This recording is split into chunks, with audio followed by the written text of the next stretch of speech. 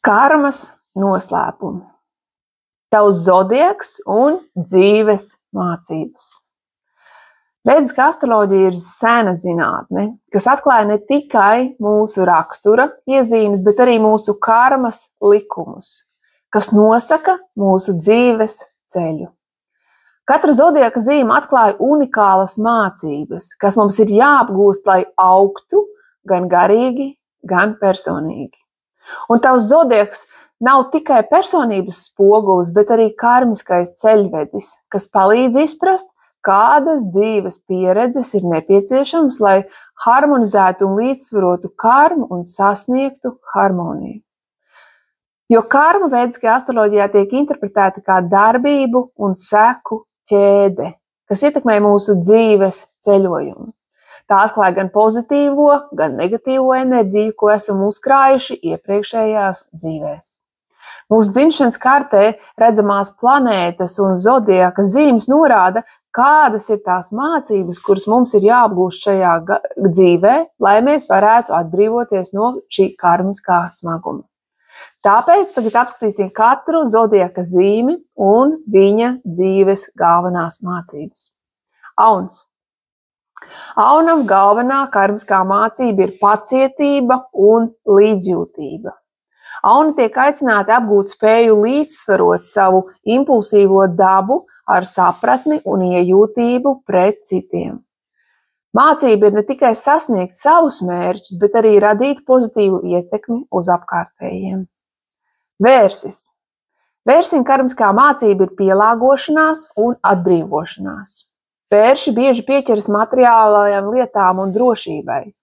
Viņu mācība tamdēļ ir saprast, ka īstā vērtība slēpjas nevis īpašumos, bet gan garīgā izaugsmē un iekšējā miera sasniegšanā.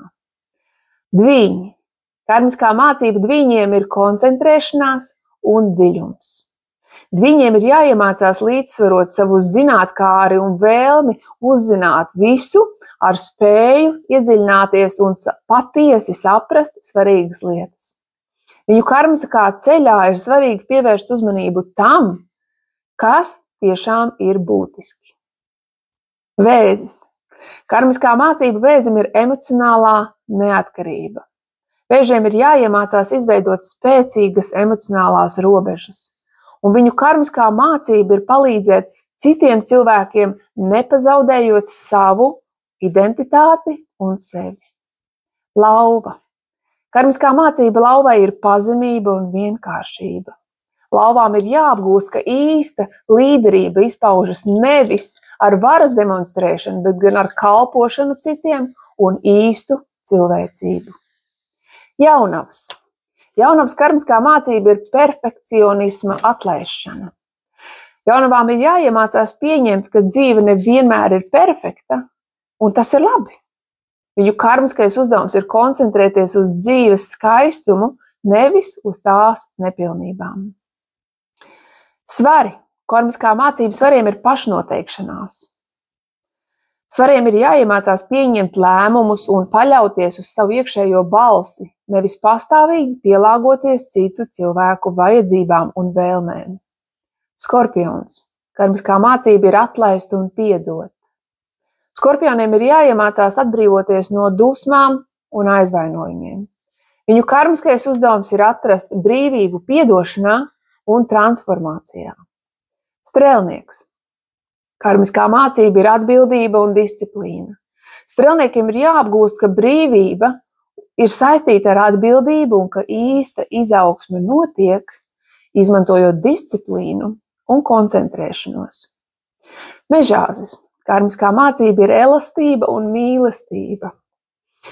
Mežāžiem ir jāiemācās, ka dzīve nav tikai par darbu un mērķiem. Viņu karmiskais uzdevums ir atvērt sirdi un radīt līdzsvaru starp pienākumiem un attiecībām.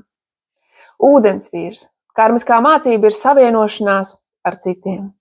Ūdensvīriem ir jāiemācās, ka patiesa brīvība rodās caur savstarpēju sadarbību un empātiju, nevis caur izolēšanos. Un visbeidzot zivis. Karmiskā mācība zivīm ir realitātes pieņemšana. Zivīm jāiemācās atrast līdzsvaru starp sapņu pasauli un realitāti. Un viņu karmiskais uzdevums ir izmantot savu garīgumu, lai palīdzētu citiem cilvēkiem praktiskā veidā. Kā izmantot šīs zināšanas? Vēdiskā astroloģija māca, ka karmiskā ceļa izpratne mums palīdz dzīvot apzinātāk un pieņemt gudrākus lēmumus. Apsverot iespēju izpētīt savu individuālo dzimšanas karti, ir iespēja izprast labāk, kādas karmiskās enerģijas katrai zodiaka zīmei un tev konkrēti ir jālīdzsvaro.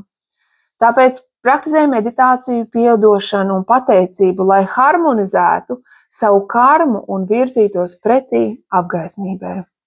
Jo atcerieties to, ka zvaigznes mums rāda ceļu, bet brīvā griba ir galvenais instruments, kas palīdz līdzsvarot karmu un virzīties uz priekšu caur mīlestību un apziņu.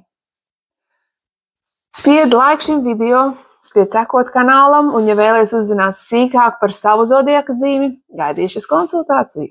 Lai izdodas!